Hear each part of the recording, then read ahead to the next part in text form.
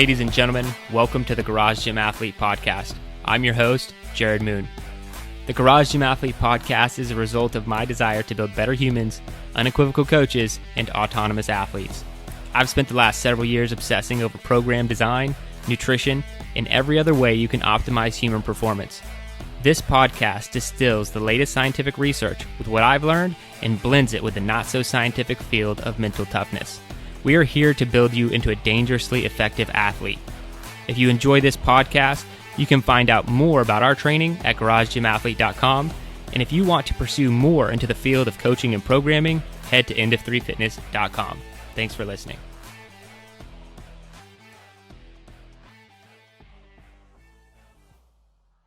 All right, ladies and gentlemen, welcome to the Garage Gym Athlete Podcast. Jerred Moon here with Ashley Hicks-Kyle from Joe Courtney. How's it going, everybody? Good morning. Hello. Joe and his bandanas, man. Okay, I have spoiler a alert. quick podcast overview. I'm not even going to let you guys know. We're not even know. Okay, so we're going to be going over vegan protein today. I almost don't want to read the name of the study. I'll do it one time. And Really that's fast. it. That's the only time I'm going to read the name of the study because it's ridiculous. Gives it away-ish. Well, and it's so long. Like, okay, Really long a one. mycoprotein-based high-protein vegan diet supports equivalent daily myofibrillar protein synthesis rates compared with a isonitrogenous omnivorous diet in older adults, a randomized control trial. Boom. So, no, it does not really give it away. That's true. No. But we're talking about vegan proteins and whether or not they're effective is the study today. So we'll talk about that, and we'll talk about the study itself. Also, after the study, we're going to get into staple morning drinks and dive in that. We're going to swim around a little bit and see what that's like.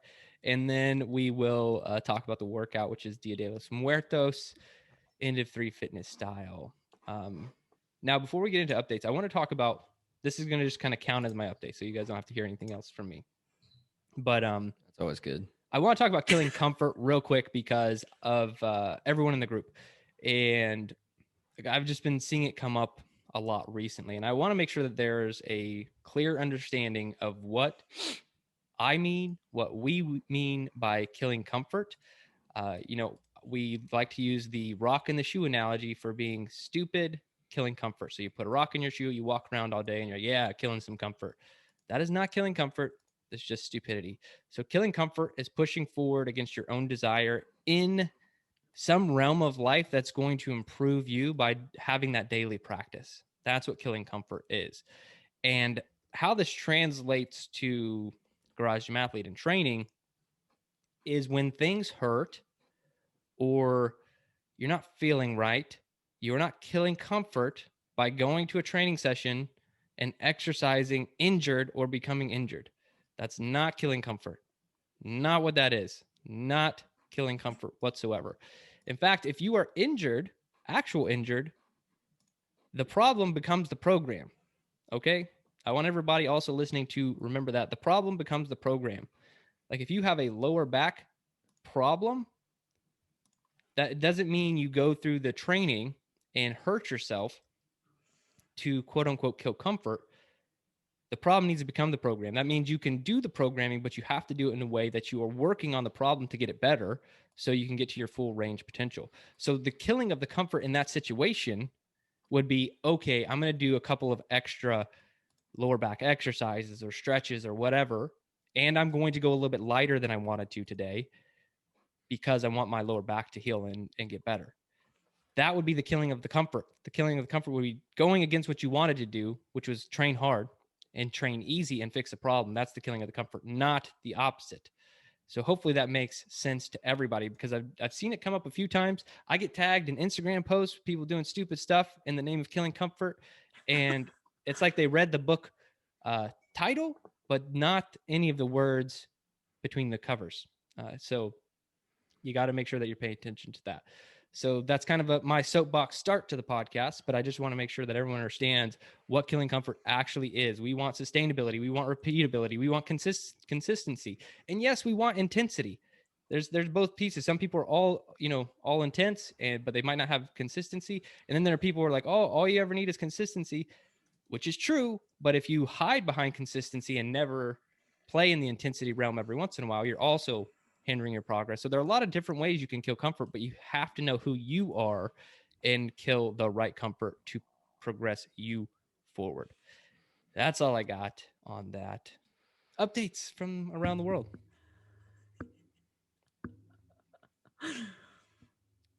Jerred, you already messed up your new rule. You have to call on somebody. Oh, That's why we're all Joe. sitting here. Sitting here waiting. Joe, go for it. I Okay. always go last, so I never have that problem. Well, That's a good first and most important update, I got new headbands in. So that's exciting. Not underwear. No, it wasn't underwear. As Yep. somebody thought I was playing with before the podcast episode started.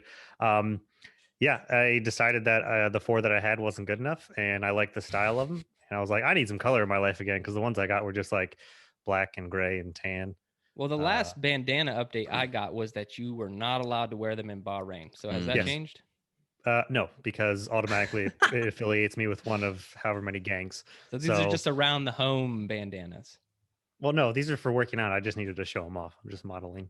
Wait, so are you allowed to wear the bandana? It's or a not? different kind of bandana. No, you can't wear like the actual paisley bandanas that you tie. You can wear headbands, sweatbands. This is a Oh. sweatband. This Yeah. isn't a bandana, So it's technically. the paisley. Yes, the Got it. paisleys, basically. The cowboy So- bandana. None of Yeah. those. Exactly. And just scientific, off the cuff fact is that your performance increases about 8 to 10% if you wear headbands when working out. So Yeah, we're gonna Just, actually cover that. I think it's in the works now. So maybe 2022 Yeah. is when it'll be published. But the Yeah. bandana study will definitely cover it. it'll probably just be me sitting in front of the camera telling you to wear a bandana. I'm a scientist. Put on a lab coat, Joe. Yeah, there we go. And then the only major update is I kind of have a window of when I'm going to be back in the States for a little bit. There's 2 possible times. One of it's still a little bit ambiguous. The other one's going to be around Thanksgiving, the week after and the week before, because of my brother's wedding. Once that is 100% locked down, which it almost is, I'll be back in the States for a couple of weeks then, and a couple of weeks in the summer, which is what's floating around. So I might be in some people's neck of the woods, and I might see some of these people on here. I don't know. Who knows? I think well- I'm busy that week. We'll see. Probably. I don't even know the week. That He's really busy. Yeah, it's just year's full already. Seats taken. And that is it. So Kyle, let's hear about why you're so busy and whatever else is going on in your life. Oh, okay, cool. So I'm not actually that busy. Just working. That's it. My only update is Hannah and the kids are finally back at school full time. Everything's kind of back to normal. Obviously, still COVID stuff going on at school. Like they still have to wear masks and all that kind of stuff. But kind of back to a regular routine. All this month, it's just been Hannah teaching virtually, and some days the kids were at daycare, some days the kids were at home, and so just kind of everything was in flux all the time. And so now we're kind of going back to regular schedule. So flying solo in the basement all by You myself. sound super happy. Like the Yeah, That's your happy voice. it's good. It's good and bad.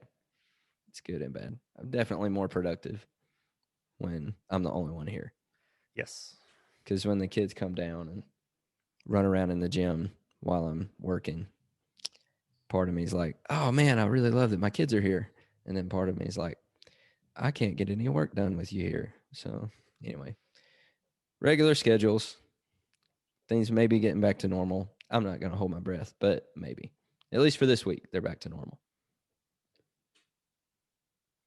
That's it, Ashley. I think everyone's forgetting a little bit. Spice I it ruined it. up. Yeah, we don't know what to do now. We don't know what to do because Jerred went first. You've ruined the flow. Okay, so if you listened last week, I said I went to a roller skating rink for my birthday. And my update is that I didn't fall one time. In fact, I got really good by the end. We did have one person fall. Scott, It was Scott. No, it was Was it not Scott? Scott. Oh. No, it was not Scott. He got so good. He was like doing turns and like skating backwards. And anyways, we were super cool. We were the only 34, 35-year-olds there without children. We had lots of people tell us that kudos on date night at the skating rink. But yeah, we had a blast. It was good. We did have someone fall, and Scott bought her a drink because his thing was, I will buy you a drink if you whoever falls first. That's like anyways.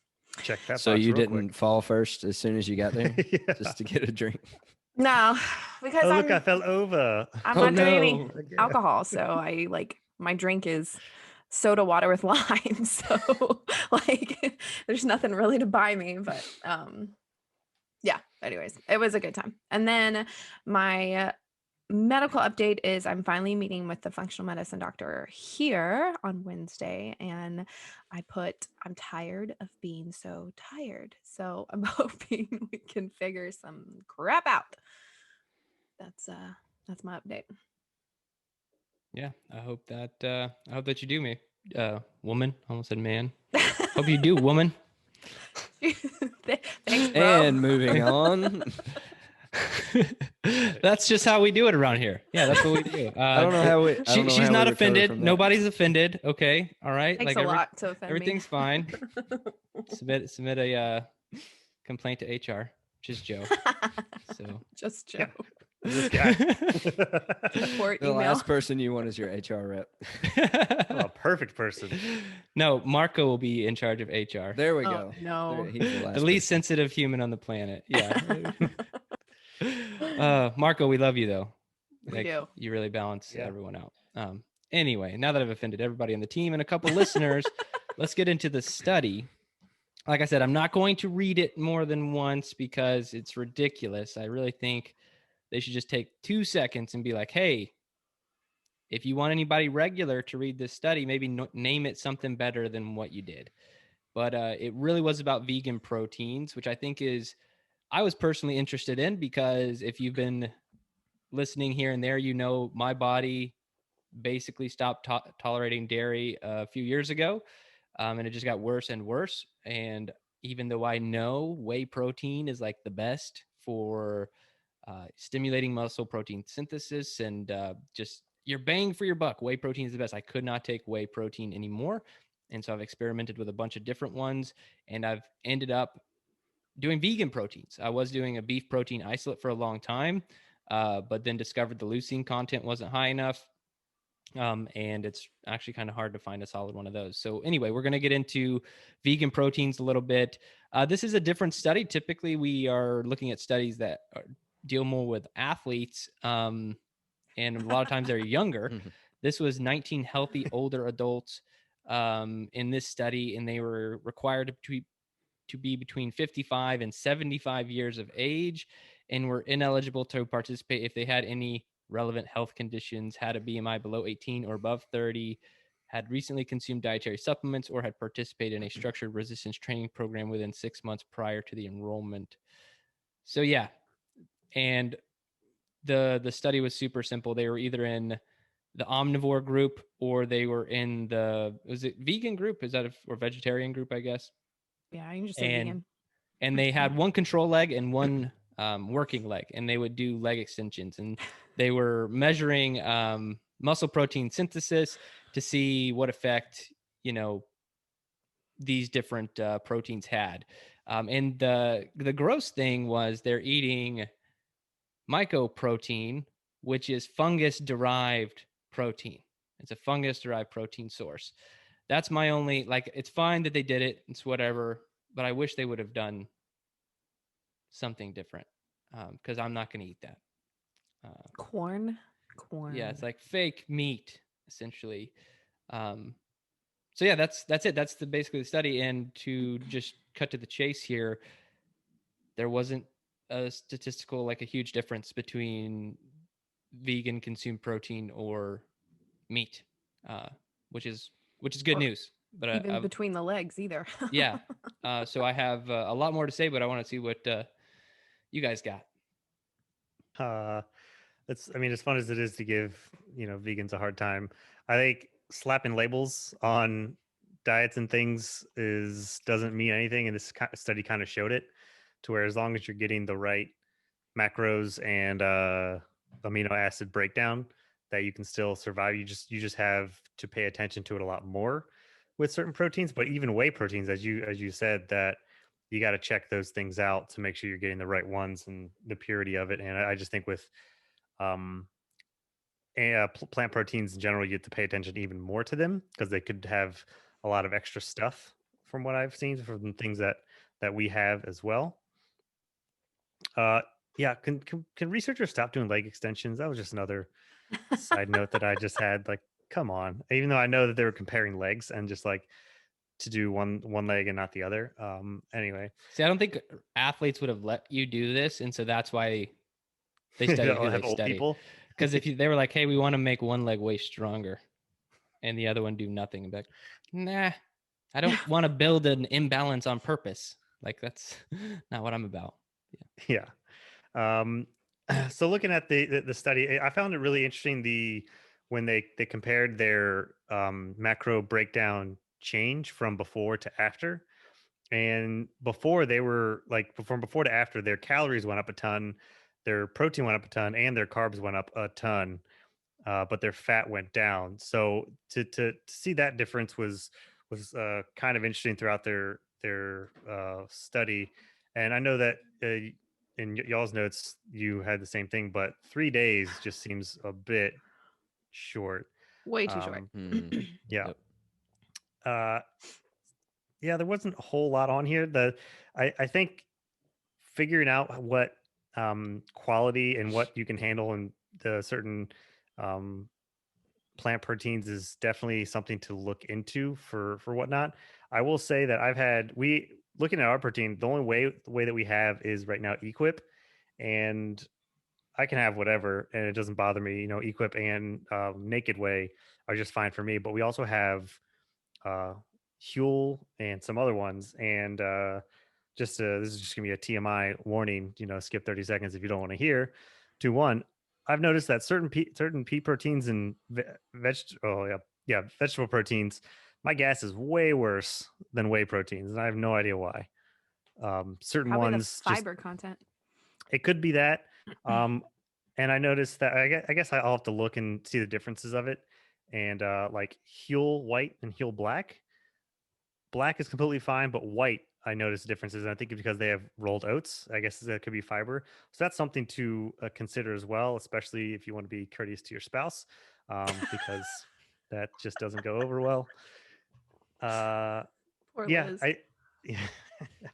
yeah. So this just kind of, I guess, to boil it all down to for the main takeaway Yeah, let's was, see where you're going with this. I wasn't going anywhere with that. That was just a fun fact. Super scientific. Yeah, see, more science, giving it to you. Labels don't mean anything, whether they're vegan, whether they're whatever. It's all about the quality, and not only just quality, but what totally is going on in your diet. Your protein is gonna matter from right when you recover, but like, yeah, so you're having plant protein now, but what are you eating the rest of the day? So it's the total picture is also, I think, something to focus on as well, versus just outside of the protein. But I'll turn it over to Ashley now and stop. Well, I think you started with it, but the amount of protein that they had to hit, you talked about how the carbohydrates were higher. And I find that within vegan proteins or whatnot, unfortunately, sometimes you'll have like net carbs that are a little bit lower, but like the total carb count is higher than obviously what it would be with whey protein or beef isolate or whatnot. So that is probably why that higher carb content went out. But yeah, we said 3 days, just not nearly long enough. But I would like to see like what this would have been if it was, I don't know, like a 4 to 6 week window, if there would have been maybe a bigger difference or not. But and I'm in the same boat as you, Jerred. Like I do I do pea protein. I do Orgain Simple is what I do. Just because I like that there's only 7 ingredients and I know what each of those 7 ingredients are. So it's not like a name that I can't pronounce or can't say and have no idea what it is. But I said the quality of your protein is important. The quality we've always talked about, we talked about leucine and there was a reason, but making sure, this to me also shows that like if you hit the protein goal that you need, I think that's why there wasn't that big of a difference. But again, I still think it was too short to really, I don't know. Yeah, that's pretty much what I got. Kyle, what you got? So I actually noticed in the table breakdown, the carbs were actually higher in the omnivorous diet than in the vegan diet, and that kind of threw me for a loop because I didn't really, because I expected the vegan diet to be higher in carbs. Higher carbs. And then the vegan diet was, in the intervention diet, it was much higher in fiber as well, and so the net carbs actually came way down between it and the omnivorous diet, which I thought was surprising to me. I don't know what else they were eating. I know omnivorous means, it doesn't mean carnivore. It doesn't mean just meat. You know, omnivorous means a mixture. Human. Yeah, it's human. They were eating humans. Okay. No, like just humans. Just a human diet. Humans, Yeah. how I hope humans they were eat. grass-fed humans. Yeah. So Oh, we just offended all the vegans. there we go. Anyway, I thought that was interesting. That one kind of, it was just something that stuck out to me. But Not by I too don't know. much though. I guess I'll be the bad guy here. I don't really think this study does a whole lot to like, it didn't really convince me either way, mainly because it was only 3 days. It was a 3-day intervention. I'm gonna have to comment on this 3 days, and all three of you have said Yeah, it. So I'm kind of, Well, We're ready just- for I the guess it was wrath a of protein Jerred. I'm the one who synthesis. doesn't have a problem with it being 3 days, and I'll talk about why. okay. Well, I'm going to talk about why I didn't like it. I don't know. There was a quote in the breakdown. It says neither group experienced a statistically significant change in body mass during the trial. And I'm like, okay, they're doing isolated leg extensions. Not going to be a big body mass change there, and it's only 3 days of intervention, so there's not going to be a big change. So I don't know. I just wish, kind of like Ashley said, I wish it was a longer trial, a more robust like training regimen, those kinds of things. I don't know. I wasn't really impressed, but also it's not because it said that, you know, a vegan protein source is essentially as good as a meat protein source. That's not my issue. My issue is I didn't think it was a long enough trial to prove anything. Yeah. So I didn't think that there would be a whole lot. So of what Jerred are wants we? to go so bad. So What I'm are gonna. we trying to prove? What is the study looking at? Was the study looking at overall muscle gained from hypertrophy over No, a 3-day protein window? synthesis. Muscle protein synthesis. So, if But you that's think my about, thing. Wouldn't it change over a longer period of time? Like that's it what I wouldn't. want to So see. it would be like if you took your car out or your truck and you had the Autobahn and you were like, I want to see how fast this can go today. And say you got to 120 miles per hour. And you're like, okay, great, 120 miles per hour. And you do it the second day. You're like, I want to see how fast it can go. You're like 118 miles per hour. And you're like, well, pretty damn close to yesterday. And you do it the third day and you're like 122 miles per hour. And you're like, that's probably good enough. Like, I don't think I'm going to go any faster than that. And so you'd call it at 3 days. You wouldn't need 6 weeks to see if your car can go the same speed every single day. And that's why 3 days was okay here, because they were looking at muscle protein synthesis and not actually hypertrophy or body mass composition or change. I mean, they noted that those things didn't change, but that's just because studies note a lot of things that did or didn't change, just to where people are aware of like other effects. But when you're measuring muscle protein synthesis, you're measuring your body's ability to like do this over and over again, and like you cap out. So at 2 grams of leucine, we've talked about this before, there's really almost no benefit after 2 grams of leucine. So you could have a lot more than that if you wanted to, but you're just not going to get any more.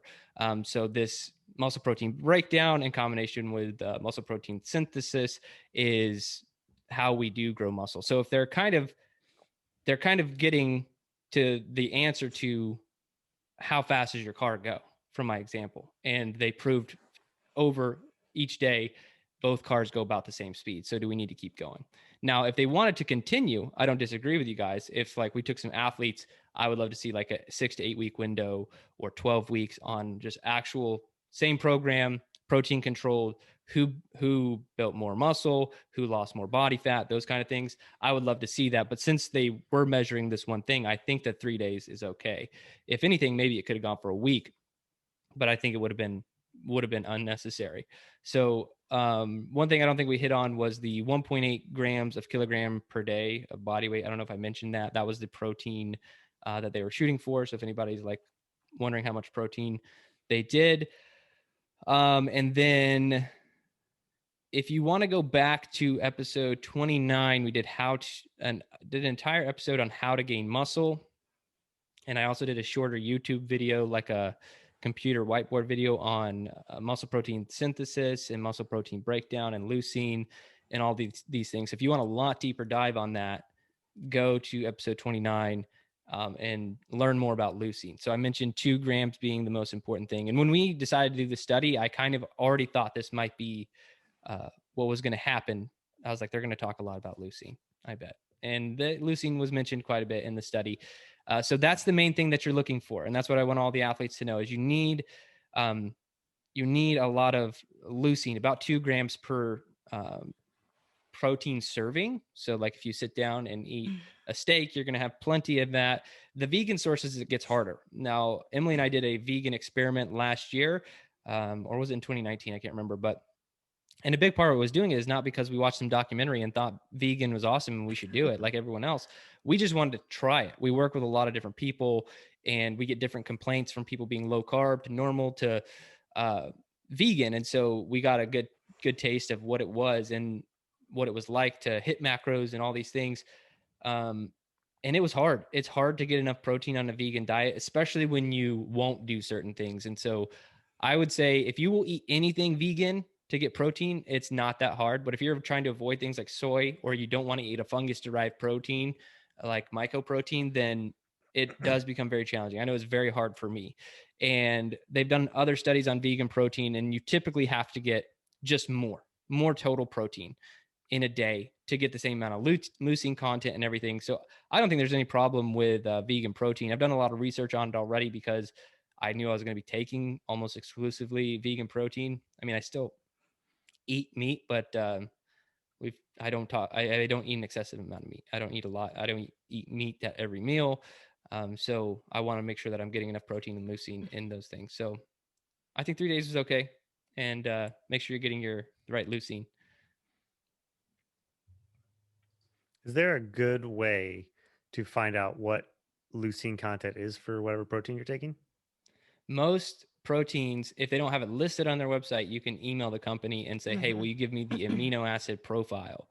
And they will give you every amino acid and how many milligrams it has. And so typically the leucine will be reported as like, if it says like 2,264, that's over 2 grams, and that's good. And I wouldn't get wrapped around it has to have 2 or I'm not going to buy the protein.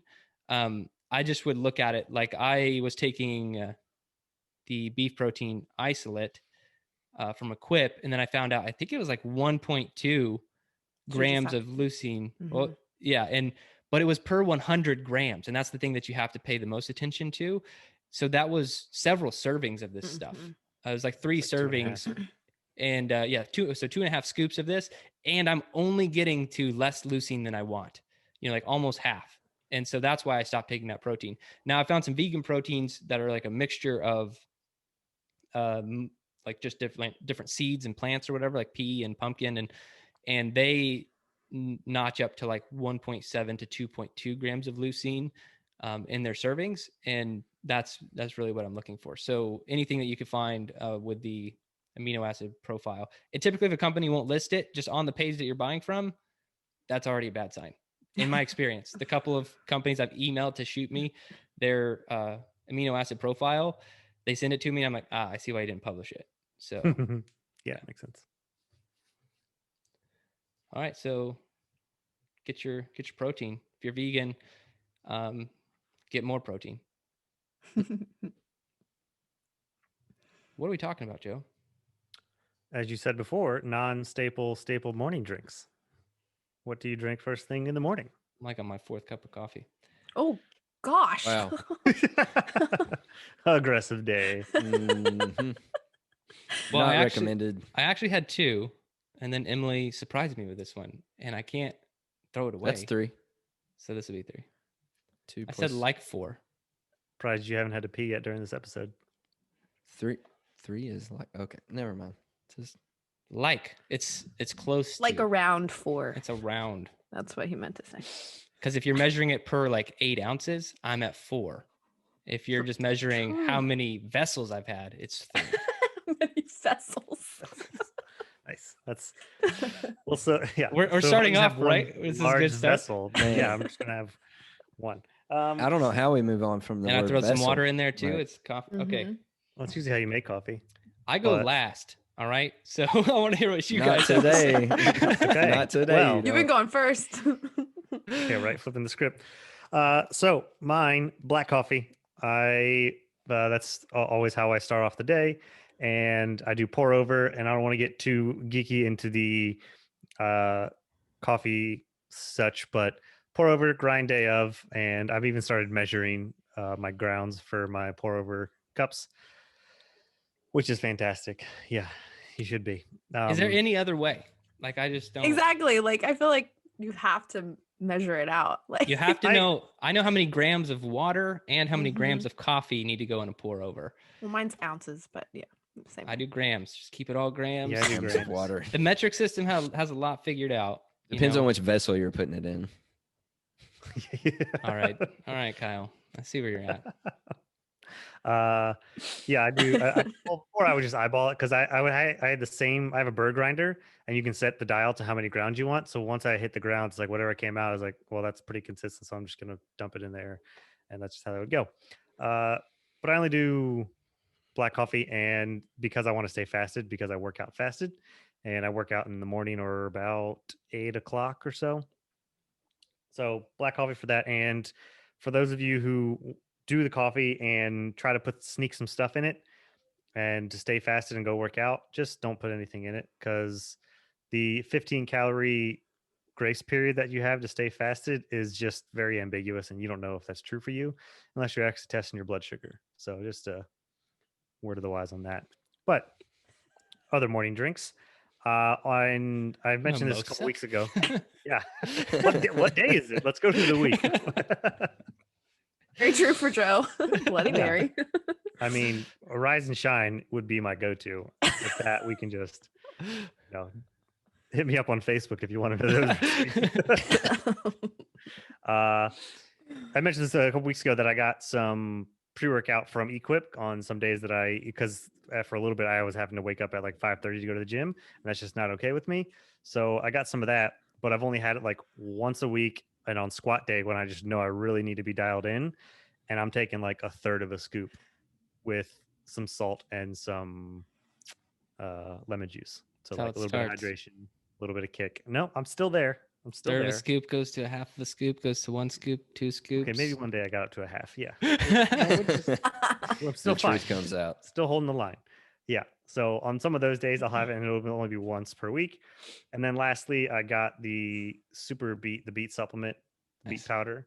And I'll do that on like if it's a running day, like a longer running day or something like that I just want to kick it up a little bit and not have a bunch of coffee in me.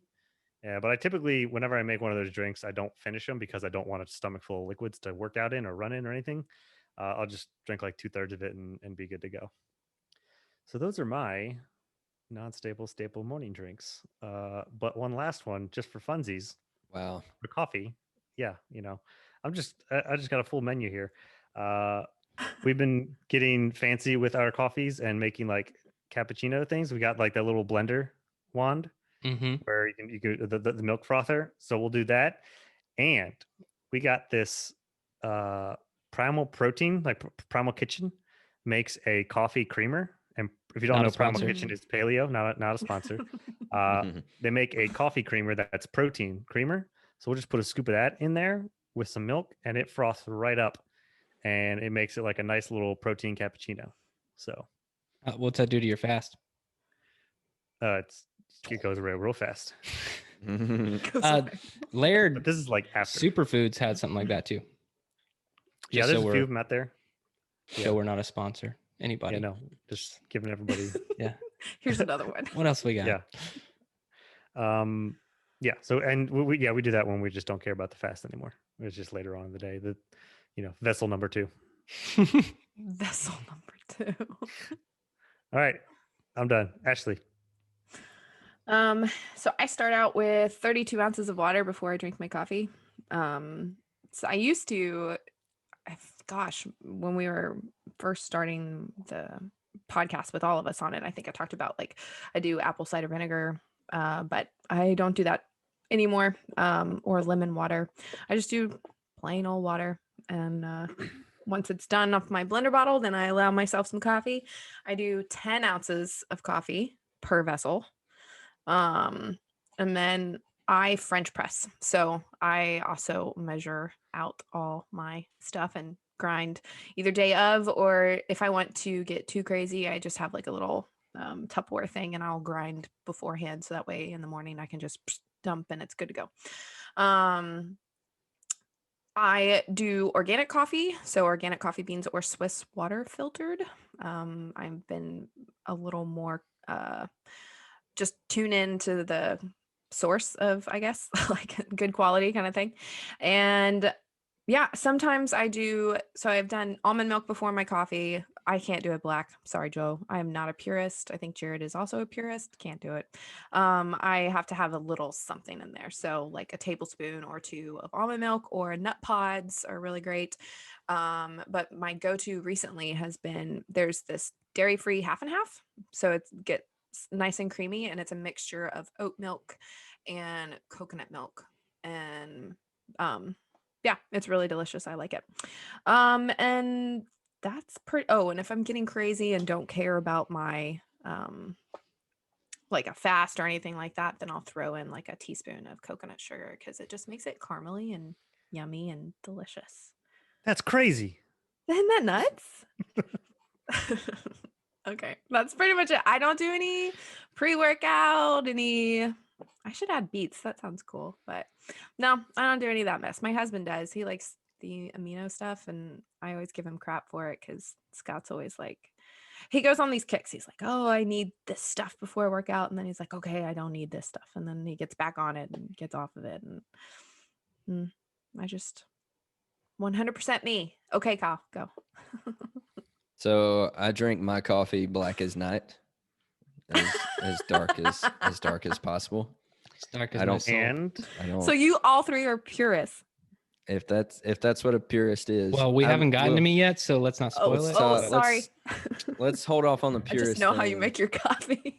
I just drink it black. I don't put anything in it. Not because I'm trying to stay fasted or anything, but just because I like my coffee black. That's just how I like it.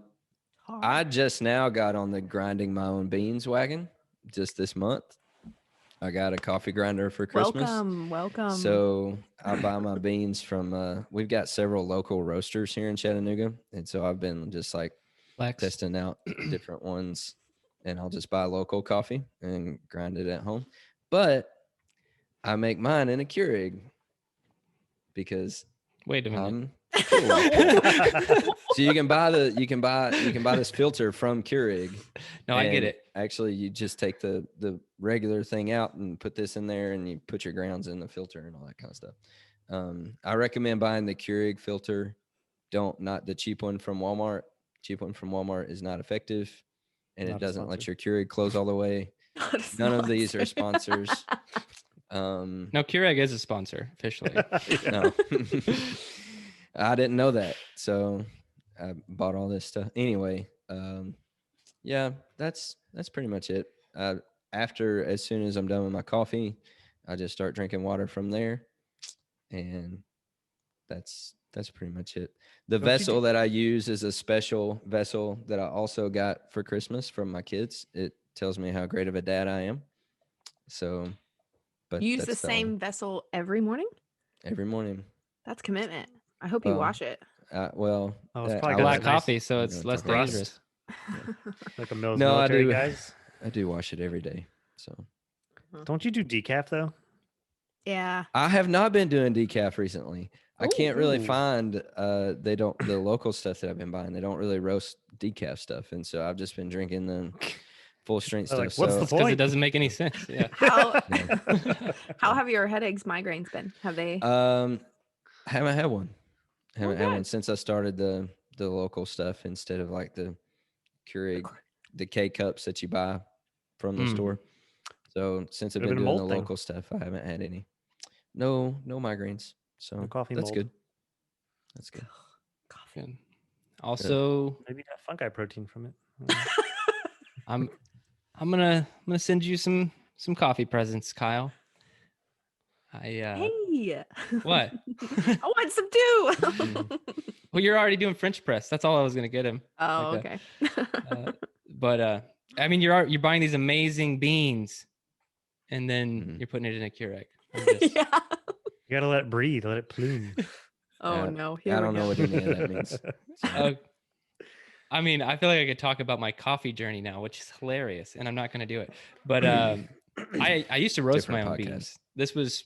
This was pre-kids. I used to roast my own beans. What? We would buy green beans, Flex. so that coffee beans are green before they've been roasted, I didn't know you could And- roast green Correct. beans. and then you roast them, and you can the chaff comes off, and it's a process. But anyway, we used to do that. I And thought you said you weren't going to do this. dude, this is only the start. This is not the full history. We could be like, I'm like That's an halfway. AMA for another I started day. like halfway in the coffee journey right there. Like we could go way back. When did you Um, guys do this? Wichita Falls. You were there. You just never I saw don't it. remember. Yeah. I was You've like, been holding out He on had me a this whole secret time? back room where he was roasting coffee. probably. Don't Don't come back here. You had a small roaster. I would do it on my back porch either in the mornings or at night. So it wasn't like it doesn't take several hours. It's normally a quick thing. Just more time, less children. Yeah. So what do I do now is I follow Ashley's lead. So I drink about 30 ounces of water, chug it fast as I can. Whoa. And then I drink some athletic greens. So it's normally actually 30 ounces of water, probably total between the two. If you count, I mean, athletic greens wouldn't be technically water, but that's too much liquid too fast. So that's about what I do. Drink a bunch of water, athletic greens, wait about 20 or 30 minutes, and then I have coffee. And that's it. That's my morning. Those are my drinks. And it's been that way for a Well, long let's talk about your long time. coffee machine though. It's not. Oh, I just do have an coffee. espresso machine. Kyle, like, he shamed me and like started making fun of me and stuff. So I Why? didn't want It's the to talk best. about coffee anymore. But yeah, so I have an espresso machine, and so it does grind the beans and do. So I basically It's have an great Americano coffee. every morning. I don't have Big a. fancy shiny one. I don't have a like regular coffee machine. But I did a lot of French press. I did a lot of pour overs, and ultimately I really like this coffee, and it is fast, which is good. Like pour over is a process. You know it, Joe. It's a process. You have to wait. Yeah. still I love mean, it, it's though. worth it. It's worth it, but it It is a is. process. And now 'Cause my I- kids know how to use the espresso machine. So I Oh, basically yeah. don't have to do anything. I'm all hyped up on Nice. Mountain Dew. Yeah, when I was a kid, my dad was teaching me how to start a fire, and my children know how to make espresso. So, So are you sending me an espresso machine? Is that what you're sending? I am going to send you No, a French, French press. That's it. You have until it arrives at your house to Google how to do everything, but you Alright. already have the beans, so you're most of the way there. I can give you the hookup. I can give you on the grams with the ounces. I don't do grams and grams like this dude. Every day's a press day. But then Nice. you have to wait a solid 4 minutes for There's it to steep. There's a steep involved. Mhm. And it's the longest 4 minutes of your life. Man, this is turning into more of a process than I wanted. I just No, want coffee. it's worth it. It's worth it. Okay, if it's worth it, then we'll see. But Oh yeah, and black coffee. Ashley already ruined See? it, but Purist. it's all black. it's the And I best just- way. Your I souls. love getting the fruity Like my notes. soul. All the notes to it. Oh It's no, an yeah. extra thing you don't have to get at the store. Like you don't have to buy the creamer or whatever it is that you're putting in it. You don't have to get that stuff. I had You don't have almond to milk measure for that almond. out. Yeah, and mine is not a get flavor it in thing. there. It's none of that stuff. We've discussed I basically don't have a palate, so That's true. that's why I drink black coffee, because I can taste it, and I want to remain fasted most of the time. But I'm sure there's some flavor notes I'm missing. All right. Workout. Yeah, go ahead, dude. Let's do it. Oh, am I doing it? Well, no, I want to see the transition and everything for the day that I won't be here on a podcast. Want to start to test you out. So you're ready for the transition. We got got So this. Kyle, how do we transition from coffee to Dia de los Muertos? It's a good segue for that. You say Joe. Joe, why don't you brief the workout? Hooray! It's pickle. Hey, yeah. So once you get your coffee and you're all warmed up and you're hyped up, ready to go, That's you're going a to segue right Dia there. de los Muertos. That's why I threw it to Joe. Here you go, buddy. And this You workout jam is at super home. simple. It's, I guess, not easy, but yeah, it's simple. I think we're, whispers of us possibly updating this. I have some ideas. It's We'll because figure- Joe thinks it's easy, it is just- So what are you going to It's one do? of the- Throw it to it's- Marco? it's one of the first ones. this No, we're not going to include him. No, I'm we're gonna not- throw the. we're I'm not- just gonna give him this workout, shoot him the YouTube link, be like, Marco, how do you make this harder? And then you will have Dia de los Muertos 2.0. And people will I was- actually die. It turns into an actual Day of the Dead. Yeah. So what it is death by 10-meter sprints. So these are shuttle sprints. So any death by is on the minute. Every minute on the minute, you start with 1. Minute 2, you go with 2. Minute 3, you go 3, and then it goes up until you can't fit them in the minute. And then once you can't fit them in the minute, boom, you died. So death by 10-meter sprints. There's shuttle sprints. I think it's just 1 and then done, and then it's. I forget It'd be backwards. 10, then 10, 20, 10, 20, Yeah. 30. So they're just shuttle sprint down and back. And then you're going to, after you die on that one, you're going to rest 5 minutes, get resurrected, and then death by push-ups. And that's just 1, 2, 3, how you would normally count. So I want to ask you, when's the last time you did this one? Have you even done it? I think because it's it lacks complexity in the brief, you think it's easy, but man, that death by the push-ups, I get it. That's not like you don't meet yourself in that, the death by push-ups, but the death by 10-meter, I meet myself in that every time I do it. Thank you, Kyle. I meet myself with the push-ups too. Okay, but anyway, that's the workout. We can get into tips and strategies, but I think it's pretty hard. And I think that's why you said simple, not easy. Yeah, but he Yeah. almost wanted to say easy. Then he could made tell. it seem like it was easy. The way Well, he I briefed think- it. Oh, with a The- question so- mark on the teleprompter.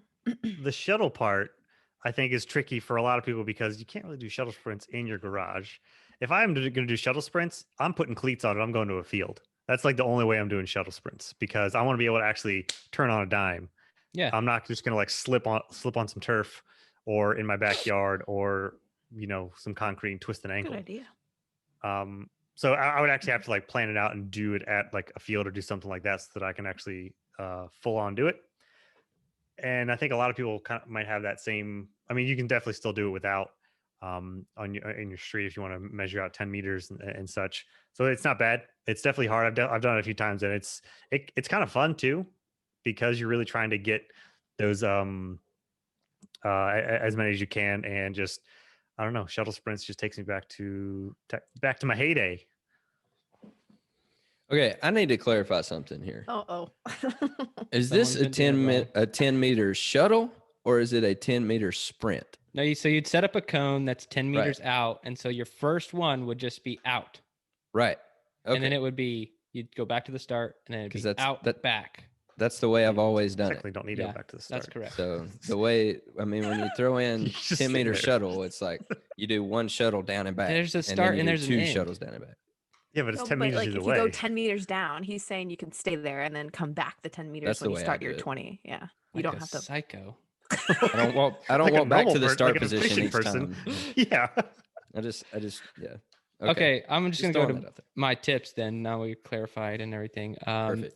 Grab a partner on this one if you Mm-hmm. can, and someone who's maybe faster than you or close, if that's possible.